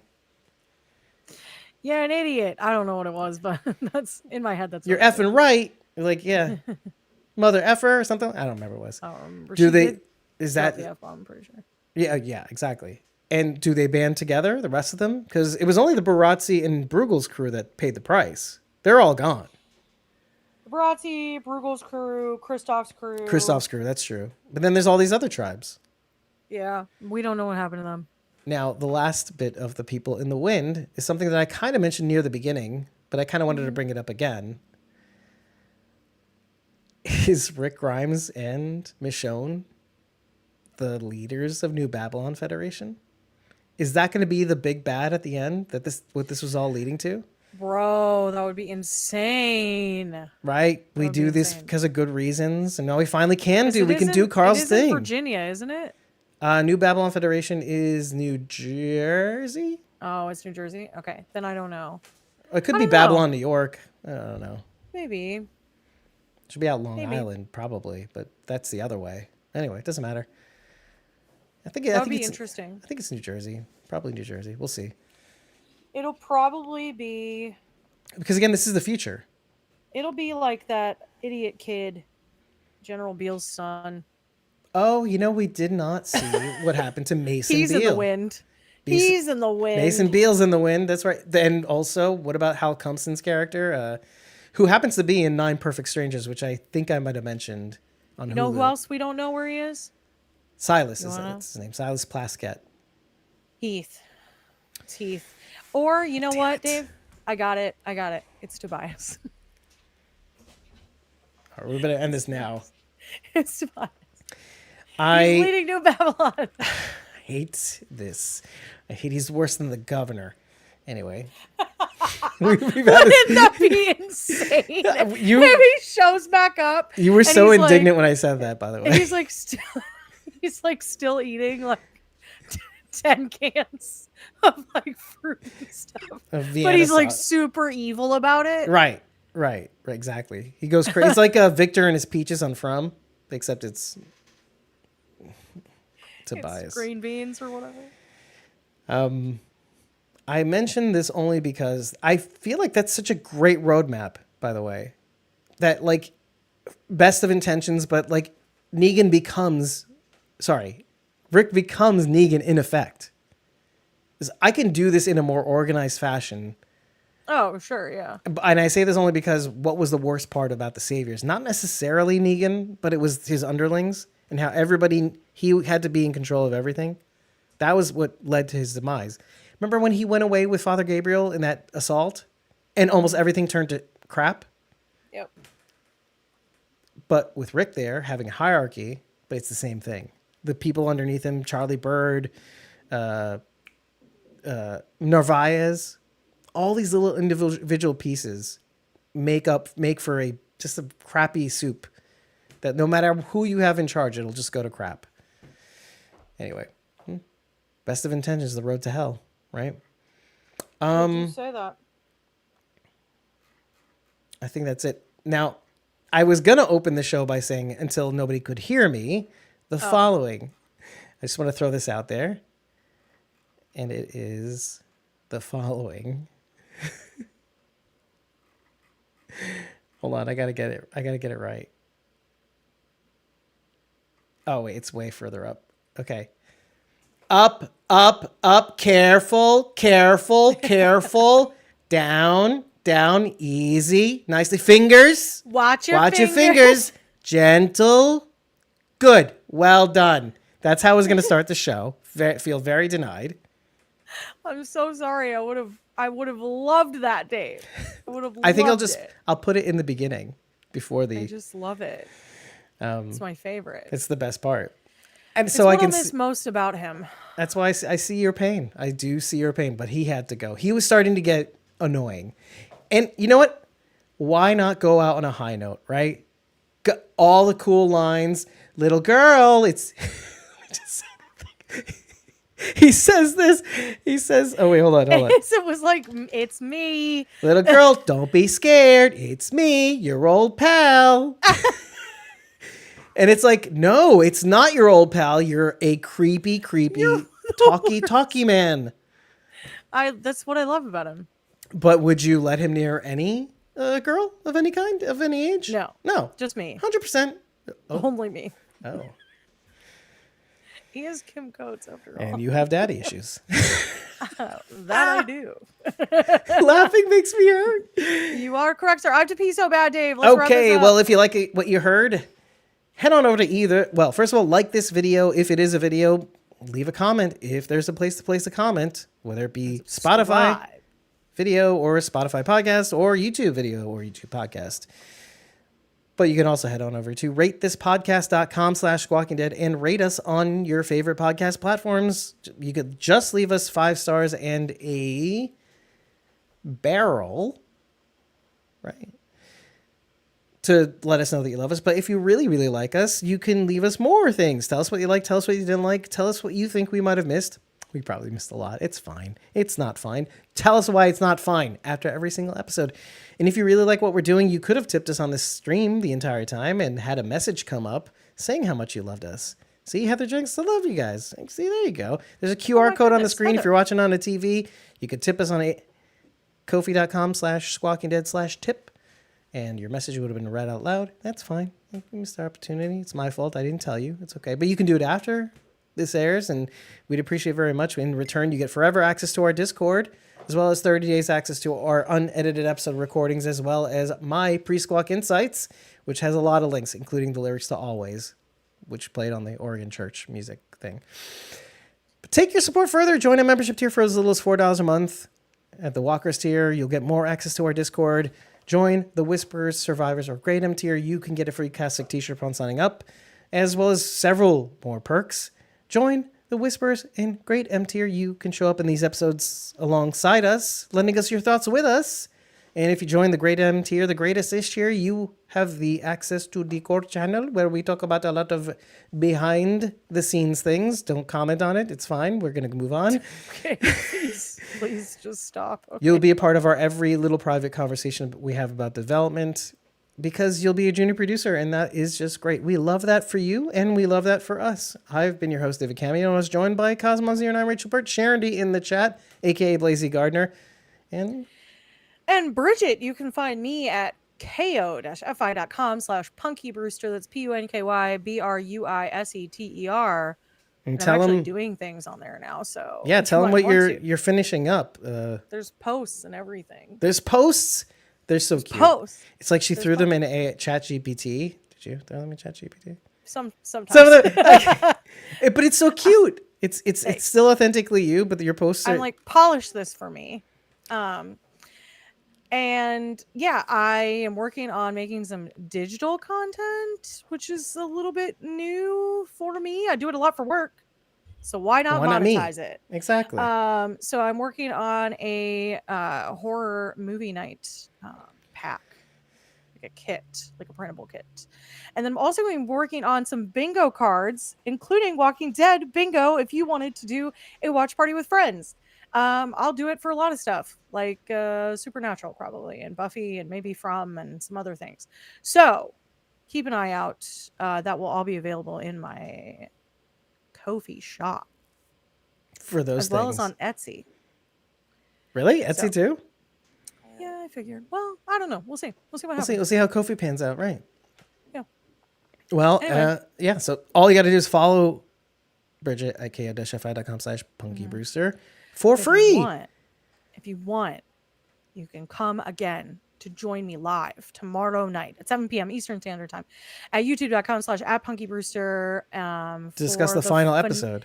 The finale episode of 13 that was on the BBC, and it's been a doozy so far. So I'm excited to see what happens in the last episode. As a part of your limited series lounge series of I like to say it like programs. Limited series lounge. Well, I don't know why. I have to I like to pee, say it so like that's that. not going to happen. Yeah, let's go pee. Not together. I mean, but, like away from each other, but like at the same I'll time. go one, you go to the other, and that's it, everybody. I contrary to what you might understand from our conversation, listen, as much as it didn't hit the mark in some ways, this episode, this season 2 finale, it actually does get me psyched. This is why I said it feels like a mid-season finale. It gets me psyched for what's to come, because having a tabula rasa with which to actually do that means you can go anywhere, and you can bring in people that you might have forgotten about. And also, now we have to wait until September for more Walking Dead content. AKA Walking Dead Daryl Dixon. But don't wait long. Check out Revival on sci-fi.com, syfi.com. All the episodes are available on that website. Check it out. If you think we should do it, let us know in the comments. Let us know anywhere you can let us know, especially on our Discord. I would like to cover it. I think it's a great show. Bridget, I think it's way up your alley. So I'll up watch your alley. it. I'll try to watch it this weekend. And this will give us enough time to to do some other cool things in between then and now, especially with our website, especially with the blog, and especially with our website and merch store, which is going to be great. I'll talk to you guys soon. Bridget has to pee. Bye, everybody.